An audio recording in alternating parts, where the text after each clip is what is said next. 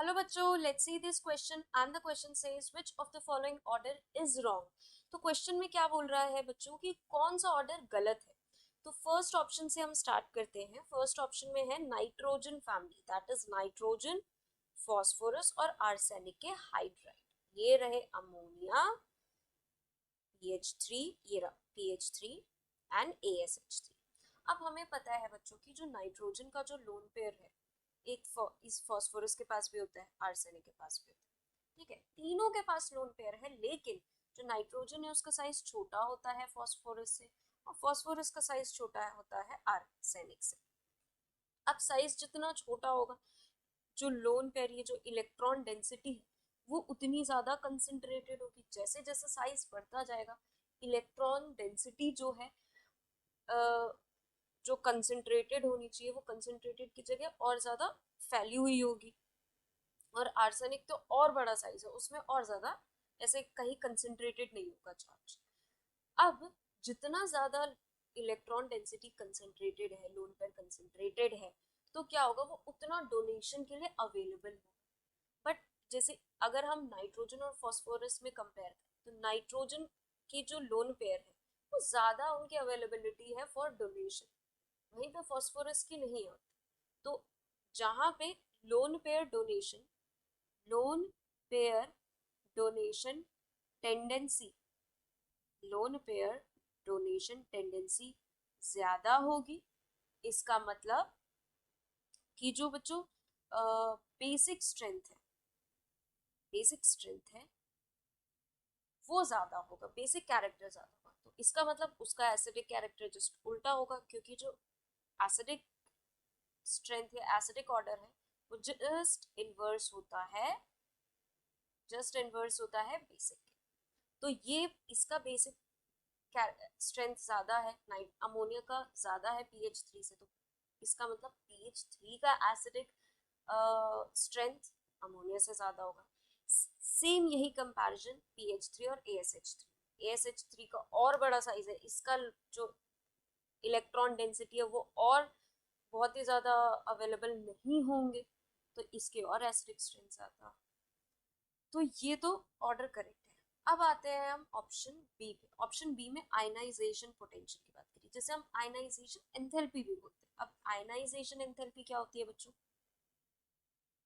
Ionization enthalpy बच्चों वो energy होती है, वो एनर्जी रिक्वायर्ड जो हमें देनी पड़ती है किसी भी सामने न्यूट्रल आइसोलेटेड गैसियस एटम को, ताकि उसके वैलेंस शेल से इलेक्ट्रॉन को रिमूव कराया जा सके। ठीक है, तब इसको हम लिख भी सकते हैं, amount of energy required to remove electron from its neutral isolated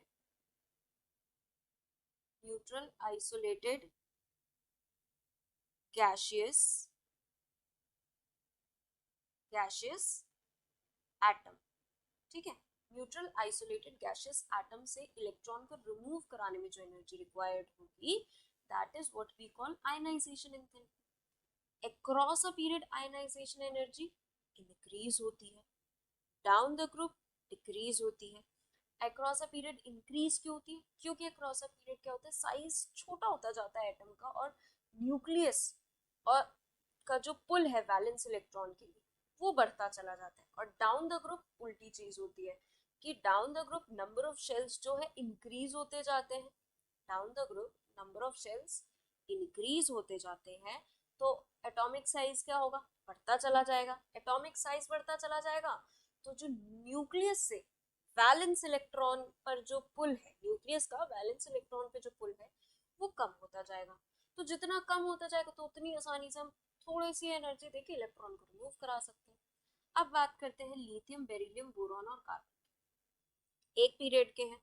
तो लिथियम, बेरिलियम, बोरॉन और carbon across a period generally क्या होता है, आयनाइजेशन एंथैल्पी क्या होती है, इंक्रीज होती है। ठीक है, बिल्कुल ठीक बात बोली, तो उस अकॉर्डिंग तो ये ऑप्शन बिल्कुल ठीक होना चाहिए। लेकिन एक क्राइटेरिया कभी नहीं भूलना है बच्चों, that is electronic configuration. Electronic configuration को भी कंसिडर करना है। कैसे करना है, चलिए वो देखते हैं। जैसे लिथियम का इलेक्ट्रॉनिक कॉन्फ़िगरेशन क्या है, 2s1, वैलेंस इलेक्ट्रॉन के लिख रही हूँ बच्चों। बेरिलियम का है 2s2, बोरॉन का है 2s2 2p1, कार्बन का 2s2 2p2 है। ठीक है, अब यहाँ देखिए बच्चों कि ये जो s है, s जो ऑर्बिटल है, यहाँ पे सबशेल भी बोल सकते हैं, s सबशेल जो है इसकी इलेक्ट्रॉनिक कॉन्फ़िगरेशन कंप्लीटली फिल्ड है, बट यहाँ पर तो p की फिल्ड नहीं है। अब एक बात बताइए बच्चों, ये p है, ये s है, ये कंप्लीटली फिल्ड है, इसमें एक इलेक्ट्रॉन है। जो ऑलरेडी स्टेबल है उससे जब आप इलेक्ट्रॉन निकालेंगे तो वो देना चाहेगा, अपनी स्टेबिलिटी को लूज करना चाहता है।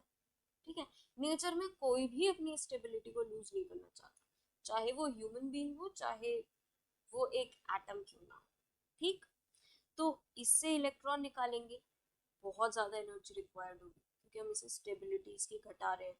ये क्या करेगा, एक इलेक्ट्रॉन लेते ही 2s2 बचेगा। अब 2s2 बचेगा, वो स्टेबल है, कंप्लीटली फिल्ड है। तो ये इन दोनों में एनर्जी जो है बेरिलियम पर ज्यादा है। तो एग्जैक्ट जो कॉन्फ़िगरेशन होगा वो ये होगा, लिथियम, बोरॉन, बेरिलियम और कार्बन। ये है बच्चों करेक्ट ऑर्डर। तो करेक्ट ऑप्शन होगा बच्चों ऑप्शन बी। चलिए ऑप्शन सी और ऑप्शन डी को भी हम डिस्कस कर लेते हैं। ऑप्शन सी में है बच्चों, ऑप्शन सी में है बेसिक कैरेक्टर। अब देखिए बच्चों, ऑक्साइड्स की अगर हम बेसिक स्ट्रेंथ की बात करें फॉर ऑक्साइड्स, ये बच्चों ये ए ऑप्शन का डिस्कशन था, ये बी ऑप्शन का। अब हम सी ऑप्शन के डिस्कशन पर आते हैं। अगर हम बेसिक स्ट्रेंथ की बात करें तो डाउन द ग्रुप क्या होता है, डाउन द ग्रुप जो है साइज बढ़ता है, साइज बढ़ता है, मेटालिक कैरेक्टर इंक्रीज होता है, एंड ऑक्साइड्स की बेसिक स्ट्रेंथ भी डाउन द ग्रुप इंक्रीज होती है, अक्रॉस अ पीरियड डिक्रीज होती है। डाउन द ग्रुप इंक्रीज होगा और अक्रॉस अ पीरियड डिक्रीज होता है। ठीक है, क्योंकि अक्रॉस अ पीरियड पहली बात तो इलेक्ट्रोनेगेटिविटी बढ़ती जाती है। जब इलेक्ट्रोनेगेटिविटी बढ़ती जाएगी तो वो इलेक्ट्रॉन देना थोड़ी चाहेगा, तो लेना चाहेगा। यहाँ पे बच्चों एक चीज, लोन पेयर वाला पॉइंट कंसिडर मत करना कि जो कि मैम ने तो बोला था कि ए ऑप्शन में कि नाइट्रोजन के पास तो लोन पेयर बहुत ज्यादा चार्ज बहुत ज्यादा कंसेंट्रेटेड है, और फॉस्फोरस में साइज बढ़ने से चार्ज कंसेंट्रेशन कम हो गया। बच्चों यहाँ पे लोन पेयर की बात हो रही थी और ये हाइड्राइड था H, यहाँ पे ऑक्साइड आ गया है। ठीक है, और ये बता दीजिए इसमें किस, ये जो ऑप्शन है इसमें कौन से कंपाउंड के पास लोन पेयर है, किसी के पास नहीं है। ठीक है, तो ये वाला कंसेप्ट और ये वाला कंसेप्ट मिक्स करके अपने आप से गलत क्रॉस क्वेश्चन मत कर। ठीक है, अब अक्रॉस अ पीरियड क्या होता है, बेसिक स्ट्रेंथ हमारी डिक्रीज होती है, इलेक्ट्रोनेगेटिविटी क्योंकि हमारी बढ़ गई है।